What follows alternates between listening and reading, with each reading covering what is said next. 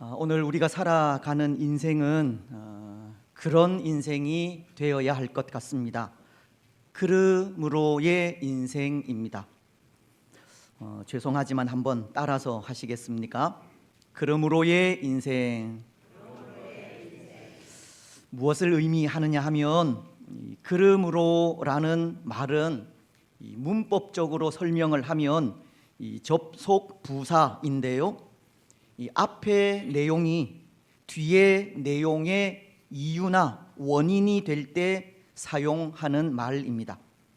다시 말씀을 드리면 앞의 내용이 이렇기 때문에 이제 이렇게 해야 한다고 이 앞과 뒤를 연결시켜 주는 접속사가 이 그러므로라고 하는 말이라는 겁니다. 그런데 오늘 우리가 이 그러므로의 인생, 그러므로의 삶을 살아야 한다는 것은 다른 뜻이 아닙니다. 오늘 우리가 그리스도 예수를 우리의 구주로 영접하였다면 하나님의 그 크고 놀라우신 사랑을 받았다면 오늘도 여전히 십자가의 사랑 가운데 거하고 있다면 그러므로 은혜 받은 하나님의 백성으로서 하나님의 사랑을 아는 자답게 믿음에 합당한 삶을 살아야 한다라고 하는 것이 그러므로의 인생입니다. 예수님께서 십자가 위에서 우리를 위해 흘려주신 그 보배로운 피로 인해 그 피를 믿음으로 죄 사함 곧 구속의 은혜를 받았다면 그 은혜를 기억함으로 감사하고 그 은혜를 기억함으로 열매 맺는 삶을 살아야 한다고 하는 의미입니다. 오늘 우리에게 하나님께 받은 은혜와 사랑이 있다면 그 은혜와 사랑을 기억하여 잊지 말라는 뜻이고 그 은혜를 생각하여 항상 감사하라는 뜻입니다. 골로새서는 2장 6절로 7절을 통해 이렇게 말씀하고 있습니다. 그러므로 너희가 그리스도 예수를 주로 받았으니 그 안에서 행하되 그 안에 뿌리를 박으며 세움을 받아 교훈을 받은 대로 믿음에 굳게 서서 감사함을 넘치게 하라. 그렇습니다. 오늘 우리는 예수님의 십자가 사랑을 믿음으로 구원의 놀라운 은혜를 받았습니다. 그래서 이제는 그 은혜를 받은 대로 믿음 위에 굳게 서서 감사함을 넘치는 삶을 살아가시기 바랍니다. 그러므로의 삶을 살아가시고 그러므로의 인생으로 살아가시기 바랍니다. 오늘 우리가 읽은 말씀도 그런데요, 우리가 읽은 12절을 보면 그 서두에 그러므로라는 이 접속 부사를 사용하고 있습니다. 오늘 골로새서를 기록한 사도 바울이 말씀을 기록하면서 그러므로라는 말을 했다면 우선 앞 내용이 무엇인지를 살피는 것이 필요하지 않겠습니까? 여기 그러므로라는 말은 앞의 내용과 뒤의 내용을 연결시키는 이 접속사라고 말씀을 드렸기 때문입니다. 여러분, 우리가 읽은 말씀의 앞 구절들 어떤 내용이 기록이 되어 있겠습니까? 2장까지 사도 바울이 말씀한 내용을 말하는 것인데요, 때로 우리는 그 내용을 생각하기 앞서 바울이 쓴 이 바울 서신이 갖는 이 특징 가운데 하나를 생각할 필요가 있다 생각합니다. 왜냐하면 이 바울이 기록한 서신은 그 특징이 주로 신앙의 원리나 교리에 대한 부분에 대해 먼저 가르치고 난 이후 그 교리에 따르는 삶에 대한 말씀을 기록하고 있기 때문입니다. 교리에 대해 설명을 하고 난 이후에 그 교리에 따르는 삶이 실제적으로 어떤 모습이 되어야 할지를 가르치는 것이 이 바울 서신이 갖는 특징 가운데 하나라는 겁니다. 예를 들면 바울이 그의 사도권을 변증하기 위해 기록한 갈라디아서 같은 책은 그 초반부에 이신득이 사상을 가르칩니다. 믿음으로 얻게 되는 구원을 가르치고 있다는 것인데요, 그렇게 이신득이 사상을 가르친 이후 후반부에는 믿음으로 구원을 받은 사람들이 이제는 어떠한 삶을 살아야 하는지를 가르치고 있다는 겁니다. 우리가 잘 아는 갈라디아서 2장 20절은 이렇게 말씀하고 있습니다. 내가 그리스도와 함께 십자가에 못 박혔나니 그런즉 이제는 내가 사는 것이 아니요 오직 내 안에 그리스도께서 사시는 것이라. 이제 내가 육체 가운데 사는 것은 나를 사랑하사 나를 위하여 자기 자신을 버리신 하나님의 아들을 믿는 믿음 안에서 사는 것이라. 예수님의 십자가로 인해 구원받은 하나님의 백성이 되었다면 이제는 나 자신을 위해서가 아니라 나를 위해 십자가에 달리신 예수님을 위하여 살아야 한다는 것을 가르치고 있는 겁니다. 믿음으로 구원받은 하나님의 백성임을 가르치면서 하나님의 백성답게 믿음에 합당한 삶을 살아가라고 가르치는 것이 바울 서신이 갖는 특징이라는 겁니다. 오늘 이 골로새서도 마찬가지인데요, 골로새서도 2장까지는 신앙의 원리나 교리에 대한 부분을 먼저 말씀하고 있습니다. 그리고 그렇게 교리를 가르치고 난 이후 이제 2장 중반 부분부터는 이 실천적인 삶의 모습을 전하고 있는데요, 2장 6절을 보시면 그러므로라는 접속사를 사용하면서 이제는 그 교리에 맞는 삶을 살아가라는 것을 전하고 있는 겁니다. 그런데 여러분, 이 골로새서가 2장까지 가르친 교리가 무엇이냐 하면 예수님은 우리의 구원자이시고 구원자이신 예수님의 이 성품에 대해 가르치고 있었습니다. 교리적으로 이것을 기독론이라고 하는데요, 예수님의 성품에 대한 부분을 가르치고 있다는 겁니다. 그리고 그것을 전하고 난 이후 이제 2장 6절은 이렇게 말씀하고 있는 겁니다. 그러므로 너희가 그리스도 예수를 주로 받았으니 그 안에서 행하되. 기독론을 통해 예수님이 우리의 구원자이시고 예수님의 성품이 어떠한지를 알았다면 그 안에 거하여 그와 동일한 삶을 살아가라고 하는 겁니다. 오늘 본문인 3장 12절부터의 말씀도 마찬가지입니다. 예수님을 나의 구주로 영접하고 입으로 시인한 우리가 예수님 안에서 그 성품을 닮아 행해야 하는 삶이 무엇인지를 가르치고 있는 겁니다. 그래서 오늘 우리는 이 말씀을 중심으로 말씀을 생각하고자 하는데요, 예수님 안에서 예수님과 동일하게 사는 삶이 어떤 삶인가 하는 것에 대해서입니다. 여러분, 그 삶에 대해 오늘 말씀은 어떻게 가르치고 있습니까? 먼저 12절로 13절은 이렇게 말씀하십니다. 그러므로 너희는 하나님이 택하사 거룩하고 사랑받는 자처럼 긍휼과 자비와 겸손과 온유와 오래 참음을 옷 입고 누가 누구에게 불만이 있거든 서로 용납하여 피차 용서하되 주께서 너희를 용서하신 것 같이 너희도 그리하고 이 모든 것 위에 사랑을 더하라.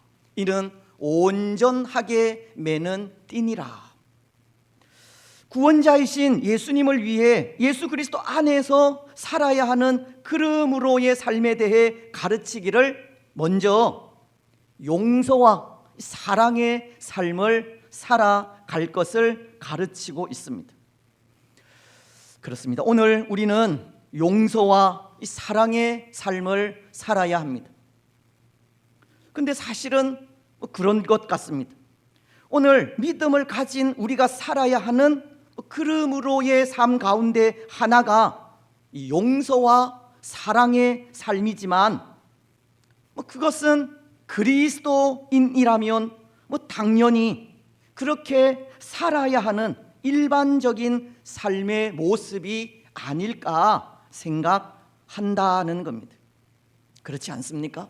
사랑하며 살아라, 용서하며 살아라, 그것은 그리스도인인 우리가 살아야 하는 가장 기본적이고도 당연한 삶이라는 겁니다.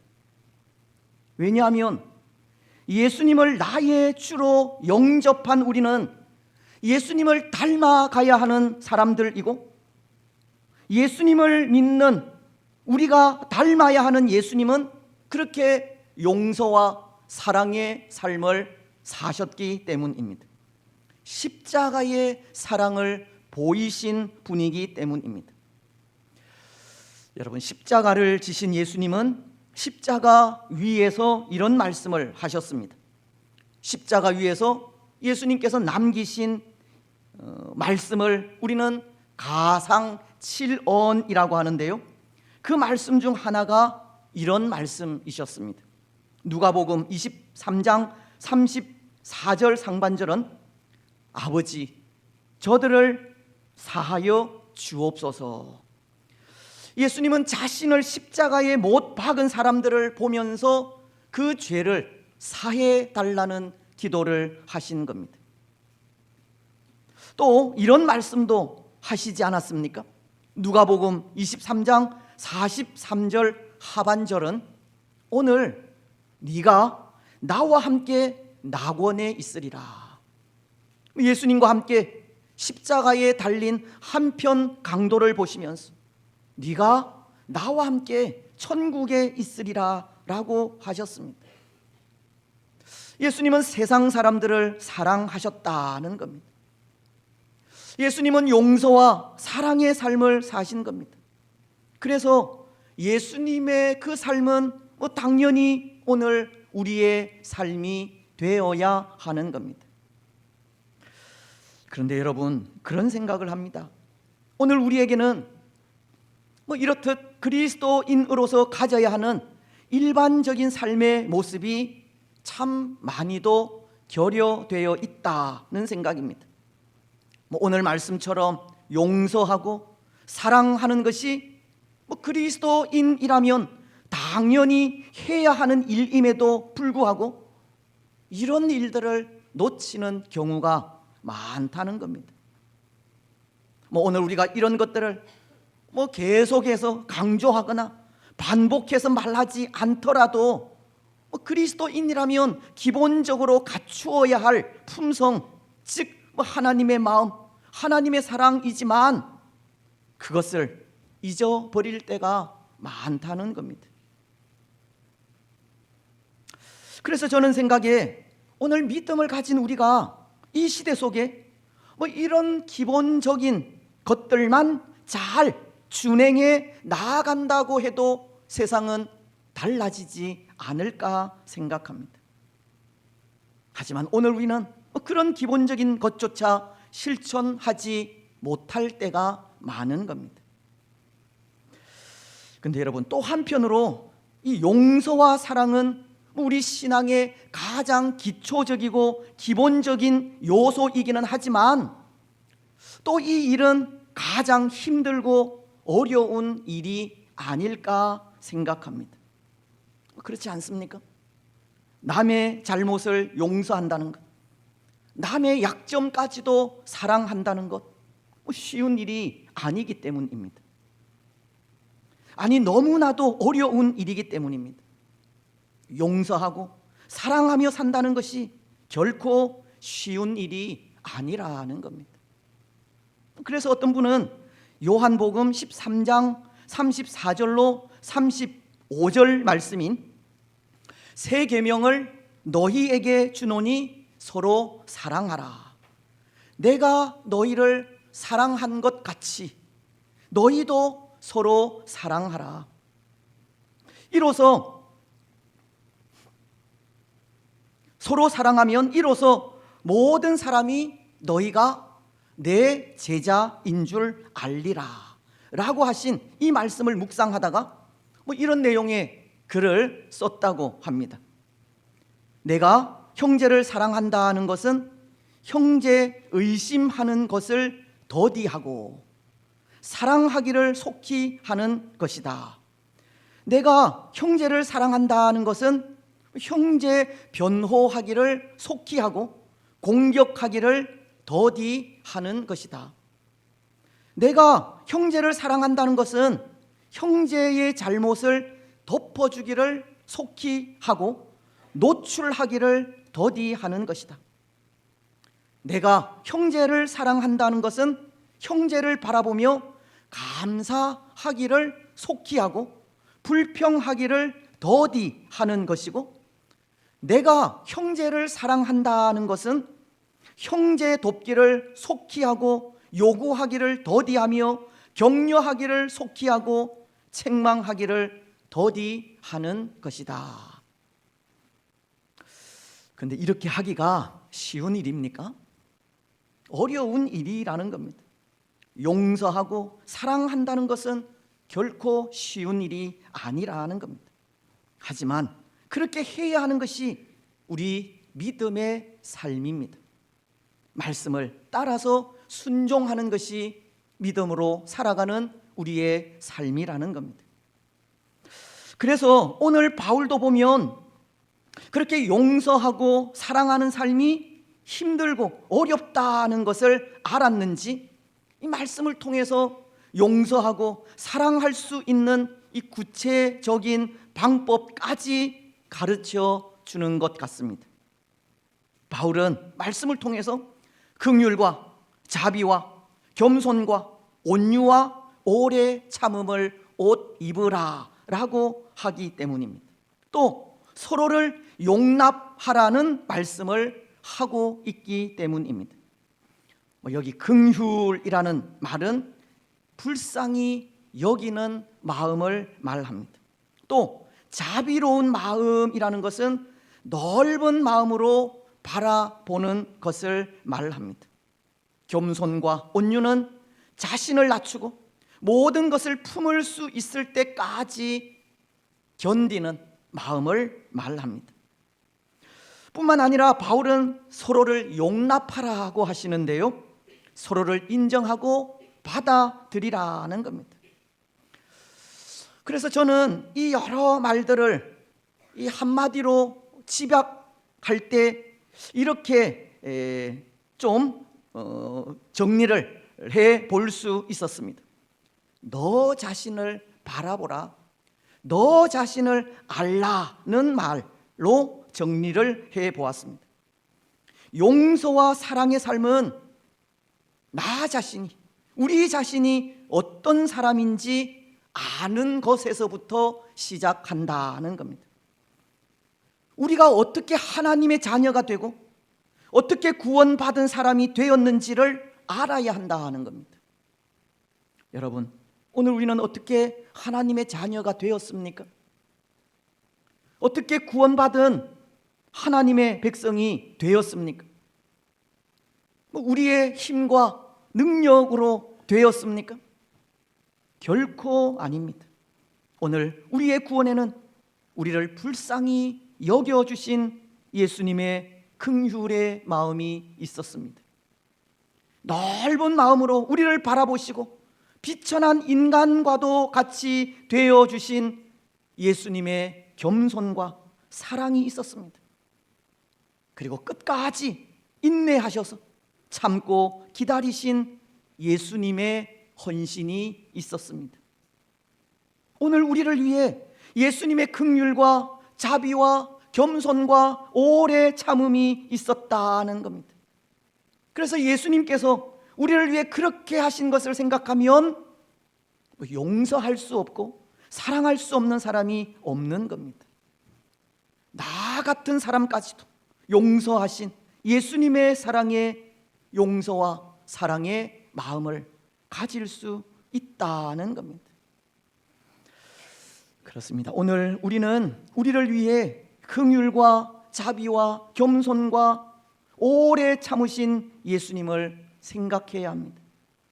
예수님의 용납하심으로 하나님의 자녀가 되었음을 고백해야 합니다. 그래서 그 마음으로 또 다른 사람들을 용서하고 사랑해야 합니다. 불쌍히 여겨야 하고 참고 기다려야 합니다. 사랑하는 여러분, 오늘 우리는 세상의 모든 사람들이 하나님의 형상 가운데 거하는 사람들이라는 것을 생각하시기 바랍니다. 우리 자신도 소중하면 다른 사람도 소중한 것입니다. 그래서 예수님이 우리를 위해 행하신 그 일들을 바라보면서 우리 역시도 예수님처럼 그렇게 다른 사람들을 이해하고 배려하며 불쌍히 여기는 마음을 가지시기 바랍니다. 때로 사람들의 잘못을 용서하고 사랑한다는 일은 참 힘들고 어려운 일이기는 하지만 예수님께서 나를 위해 그렇게 하셨음을 기억하면서 용서와 사랑을 실천하는 우리가 되시기 바랍니다. 이제 또 하나, 구원자이신 예수님을 위해 우리가 살아야 하는 그러므로의 삶은 15절이 가르치는데요, 이렇게 말씀하고 있습니다. 그리스도의 평강이 너희 마음을 주장하게 하라. 너희는 평강을 위하여 한 몸으로 부르심을 받았나니 너희는 또한 감사하는 자가 되라.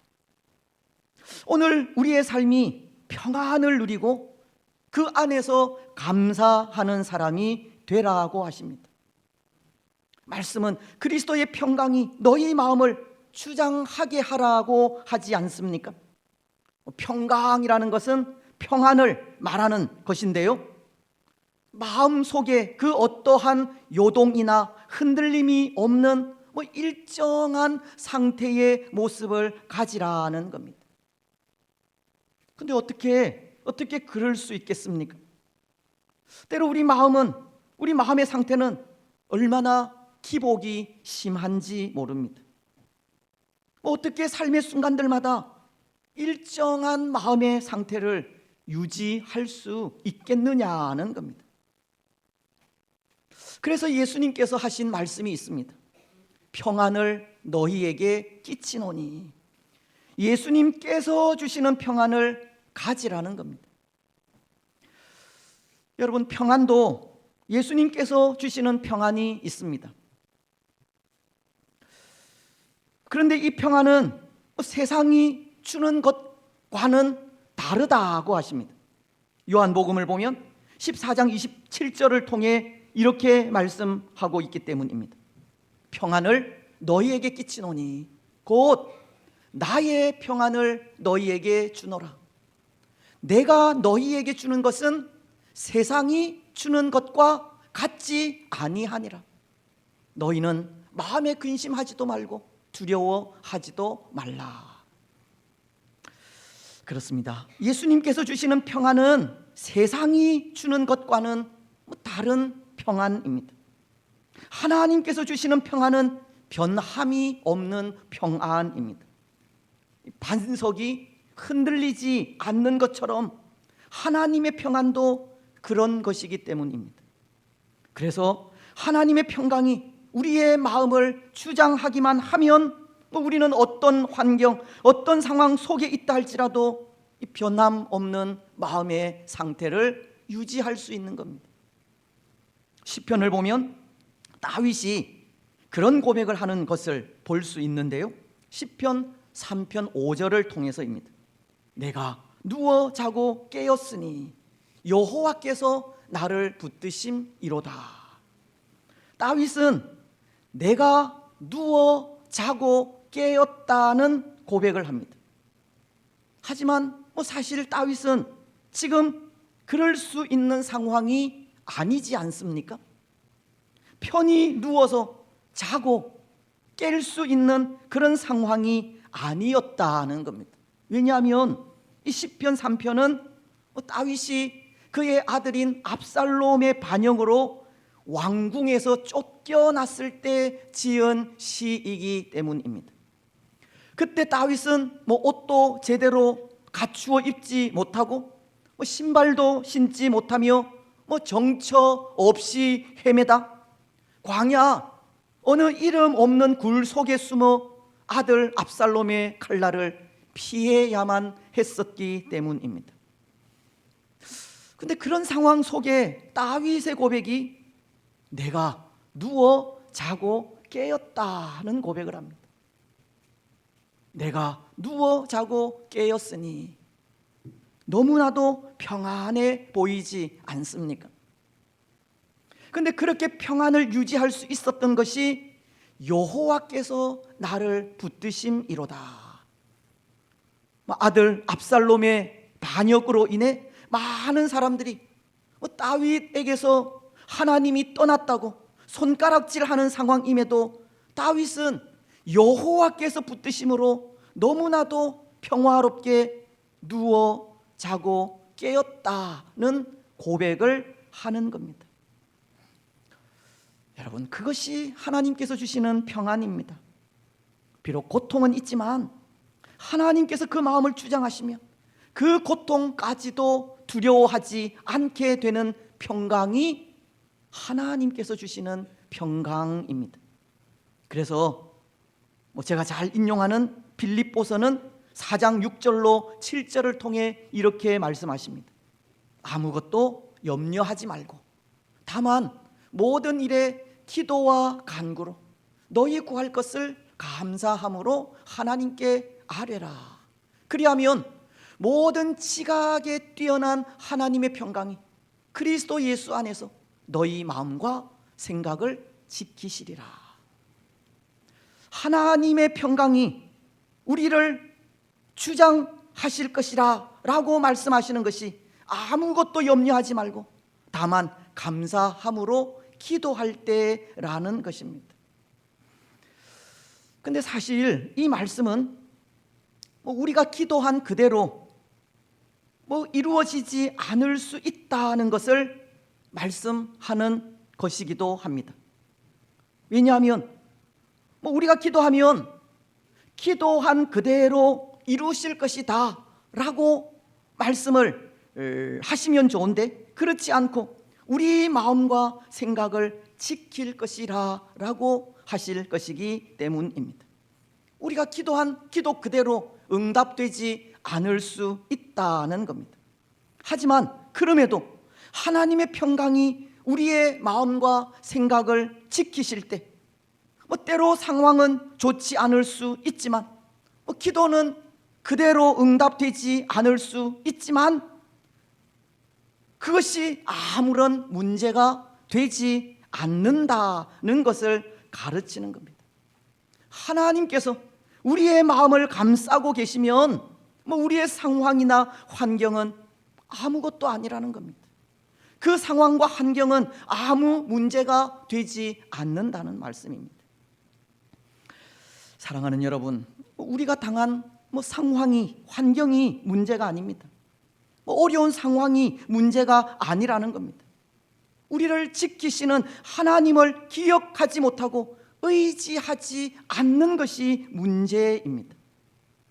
오늘 우리가 우리를 지키시는 하나님을 기억하여 의지하기만 하면 하나님은 하나님의 평강으로 찾아오시고 그 평강으로 인해 어떤 상황, 어떤 환경도 능히 이길 수 있게 되는 겁니다.